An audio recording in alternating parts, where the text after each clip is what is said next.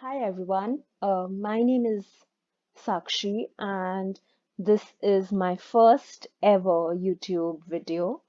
So I hope this journey turns out to be good, and without wasting any of your more time, I am going to start with the video. So the first thing that we are going to talk about today is asynchronous flows in Salesforce particularly. And as you might have already seen from my screen that that's the topic. So let's move ahead. What are asynchronous flows? First, let's talk about that.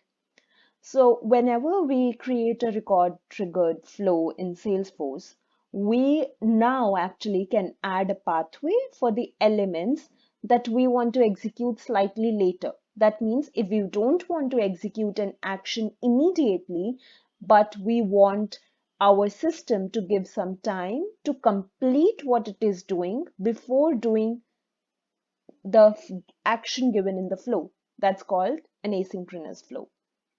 So what actually happens in Salesforce is in background, the triggering process that opens a new transaction, like whenever we are working on a flow, the triggering process always opens a new transaction.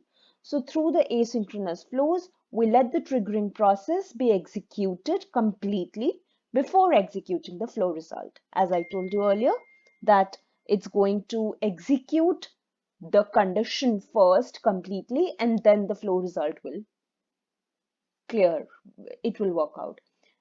You will understand more of it when we talk about it in detail and when I'll show you later how we can change a flow into an asynchronous flow. So what are the pros of doing this? So we have seen many a times that there are large data volumes, especially in our Salesforce orgs. So it helps us in handling large data volumes. Many a times the flows that we have created are dismissed because of the limits. They are not even executed without any errors. So the asynchronous flows helps us in overcoming that challenge. And the other and the best pro of asynchronous flow is that it helps us prioritizing other tasks so as to limit the load on CPU. Yeah. One thing that I would like to point out is as of now, the asynchronous flow feature is only available on record triggered flows. Uh, I hope Salesforce comes out with other, other asynchronous flows as well. And then so all this theory, that's fine, but how are we going to do it, Sakshi? So let's quickly go and have a look at what we have in Salesforce and how are we going to do it. Okay, so quickly, here we are on our Salesforce org, and I have already created one flow. I am going to show you, it's a very basic flow that I have created from some standard objects. So let's see that here is my opportunity. Yeah, the gene point out of the box opportunity. And I would like to point out that it is right now in prospecting stage and the probability is 52%. And I am quickly going to open the gene point account. So here's the gene point account, and I just want to point out that in the gene point account, the rating is currently hot. Yeah. So my flow, the flow that I have already created, works something like this.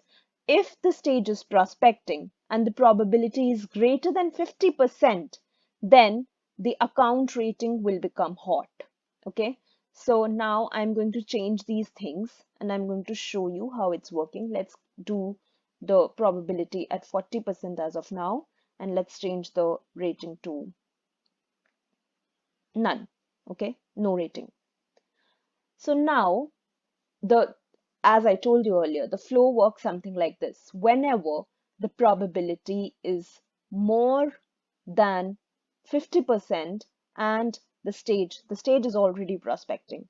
So I'm just going to make the probability more than 50%. Let's say anything. Let's say just 51%. And when I save it, and here is the account, I'll quickly refresh this. I'll go to the details page and see the rating becomes hot. I'll also show you this flow that we have in the setup. So quickly in the setup, we'll go to flows. I am assuming that since we are talking about asynchronous flows, you know how to build a flow. And then I have this rating change flow here. And in the rating flow, I am going to show you how I have created this flow. So the object on which this flow is working is opportunity. It is a record triggered flow. It is triggered when a record is created or updated. And there is one condition. Let's quickly see what is that condition.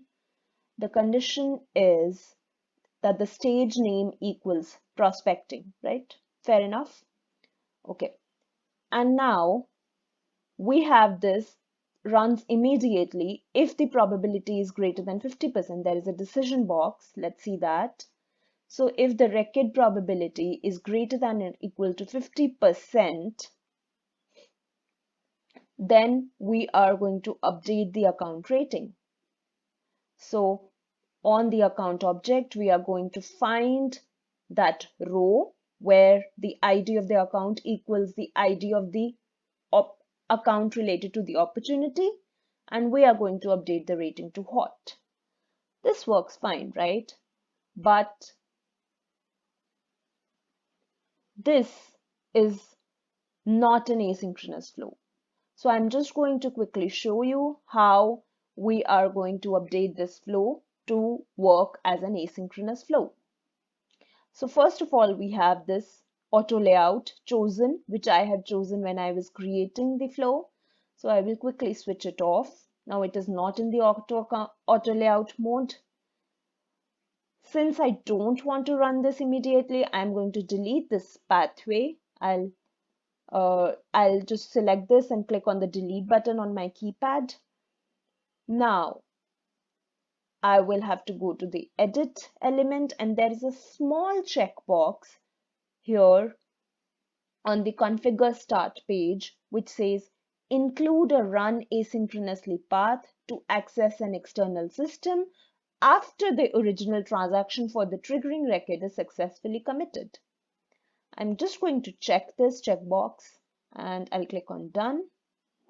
Now, when I will connect these two again, I will get an option that do I want to run this path immediately or do I want to run it as an asynchronous path. So I will choose run asynchronously.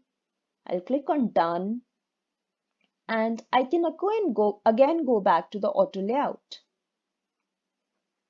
So it says when you switch to auto layout, all the unsaved element positions are lost.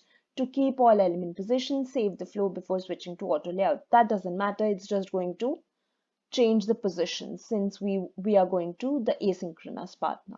So we will click on lose positions and now you see that in the run immediately section we have nothing, but in run asynchronously section we have our entire flow working the same. Right? Thank you everyone for watching the video. Please like the video and help us grow.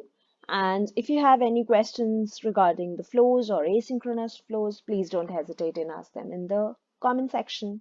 Thank you.